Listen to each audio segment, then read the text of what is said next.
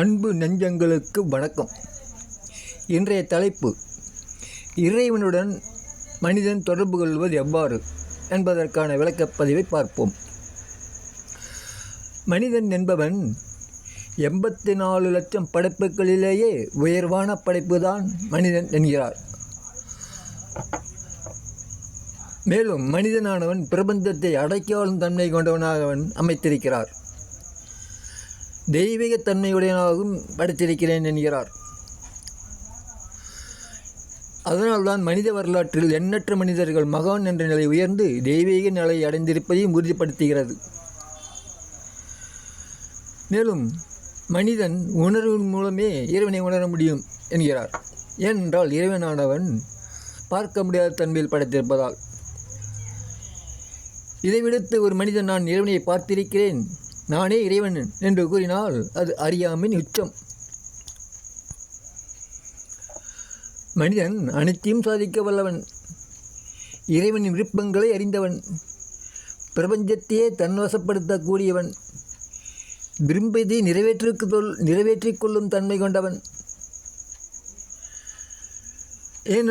கொண்டவன் இறைவன் அவனுள் வசிக்கிறான்.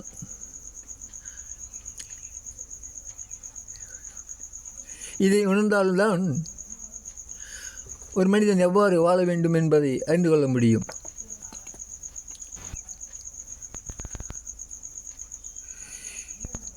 இதை அறியாமல் இறைவனானவன் வெளியில் இருக்கிறான் என்று தேடினால் அது அறியாமையின் உச்சம். ஒவ்வொரு மனிதனும் புதிய படைப்பாளன் என்கிறார். அதை உறுதிப்படுத்துகிற இந்த அறிவியல் இன்றைய காலகட்டத்தில் அறிவியல் உச்சத்தில் இருக்கிறது. அந்த அளவிற்கு மேன்மைப்பட்டிருக்கிறது. காரணம் அந்த மனிதனுடைய விருப்பம். எனவே அந்த மனிதனுடைய விருப்பத்தை நிறைவேற்றுகிறான் இறைவன்.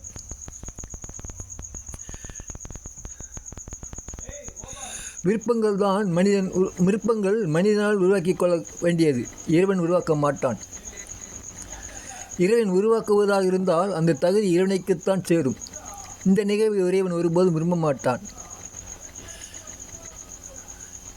இறைவனானவன் மனிதனுடைய விருப்பங்களை தான் கவனிக்கிறான், ஒருபோதும் உருவாக்குவதில்லை. ஏனென்றால் மனிதனுடைய மரணத்தின் போது அவனுடைய செயல் பதிவேடு தரப்படுகிறது, அவன் செய்த செயல்களின் அனைத்தையும். மேலும் எவர் உதவியும் தேவையற்றவனாக படைத்திருக்கிறேன் என்கிறார். பிறருக்கு நன்மை செய்யக்கூடியவனாகவும் படைத்திருக்கிறேன் என்றார். இந்த தகுதி ஏன் அமைந்திருக்கிறது என்றால் மனிதனானவன் இறைவனின் பிரதிநிதி என்கிறார். அதனால் இந்த தகுதியை மனிதன் பெற்றிருக்கிறான். மேலும் இறைவனின் அனைத்து நற்பண்புகளும் மனிதனிடம் உள்ளன, ஆனால் அவன் செயல்படுத்துவதில்லை. உண்மையில் மனிதன் இறைவனிடம் தொடர்பு கொள்வதற்கு சிறந்த வழி உயர்ந்த குணங்களை கொண்டு வாழ்ந்தால் மட்டுமே அது சாத்தியம் என்கிறார்.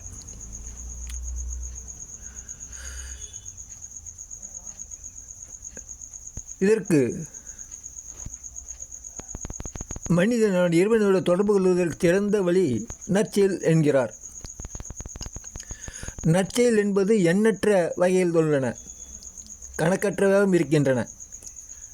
உதாரணத்திற்கு வழிகாட்டுதல், பிறருக்கு வறுமையில் வாழும் நபர்களுக்கு உதவி, தன்னால் முடிந்த உதவி செய்வது, ஜீவராசிகளுக்கு உணவளிப்பது, பிறருடைய தேவைகள் பிறருக்கு சிலர் தன் தேவைகளை நிறைவேற்றிக் கொள்ளாமல் வாழும் மனிதர்களுக்கு அவருடைய விருப்பங்களை நிறைவேற்றுவது,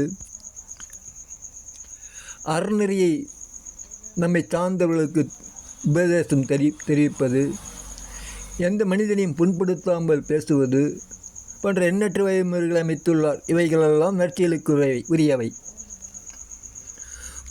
பொருள் இருந்தால்தான் நற்செயல் செய்ய வேண்டும் என்று அவசியமில்லை. அந்த அளவுக்கு எளிமையாக்கி இருக்கிறான் நற்செயலுக்கு.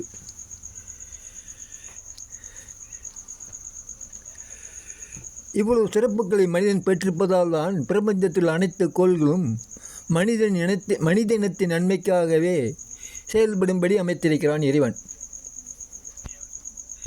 இவ்வளவு சிறப்பெற்ற மனிதன் இந்த நிலையை அடைவதற்கு அவன் பகுத்தறிந்து செயல்பட வேண்டியவனாக இருக்கின்றான். அப்போதுதான் அவன் இறைவனிடம் தொடர்பு கொள்ள முடியும்.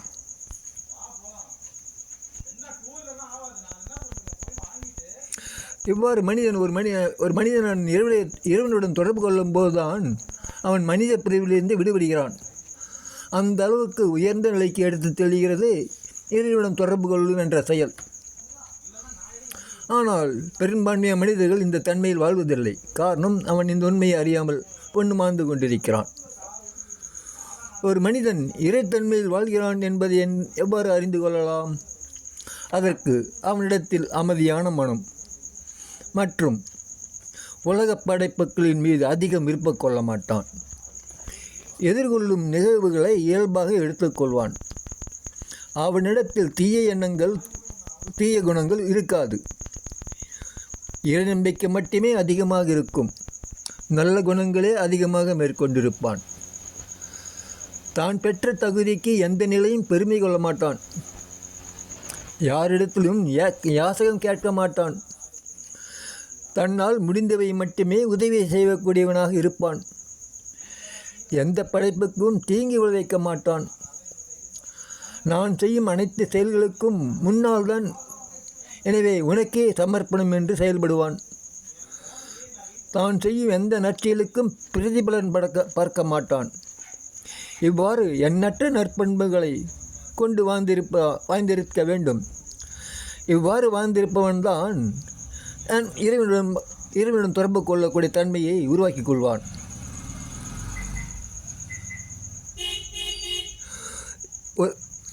ஒரு மனிதன் இறைவனுடன் தொடர்பு கொண்டு விட்டால் அவன் எந்த தடைகளும் சந்திக்க மாட்டான். அவ்வாறு தடைகளை சந்தித்தாலும் எளிதில் கடந்து விடுவான். வாழும் காலத்தில் எதற்கும் அச்சம் கொள்ள மாட்டான். அவனிடத்தில் இருப்பது இறையச்சம் மட்டுமே இருக்கும். இறையச்சம் என்பது நான் செய்யும் செயல்களில் பாவங்கள் இருக்குமா என்றுதான் பகுத்தறிந்து செயல்படுவான்.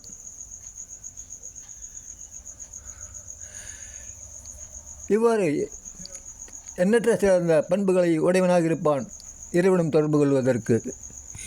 இவ்வாறு எண்ணற்ற பண்புகளை கொண்டிருக்க வேண்டும் இறைவனுடன் தொடர்பு கொள்வதற்கு. இறைவனுடன் தொடர்பு கொள்வதற்கு தவம் செய்ய தேவையில்லை. புறத்தோட்டத்தில் தன்னை மாற்றம் செய்து கொள்ள தேவையில்லை.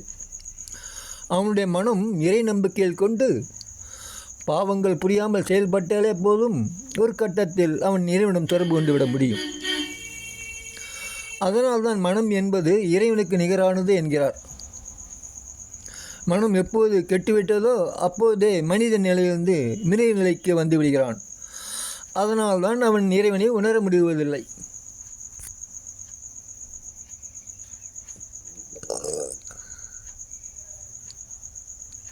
எனவே உண்மையில் இறைவனுடன் தொடர்பு கொள்ள வேண்டுமென்றால் அவன்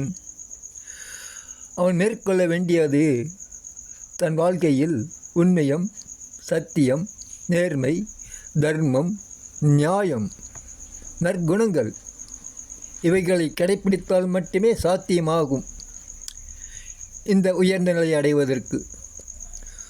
ஓம் நமோ நாராயணாய.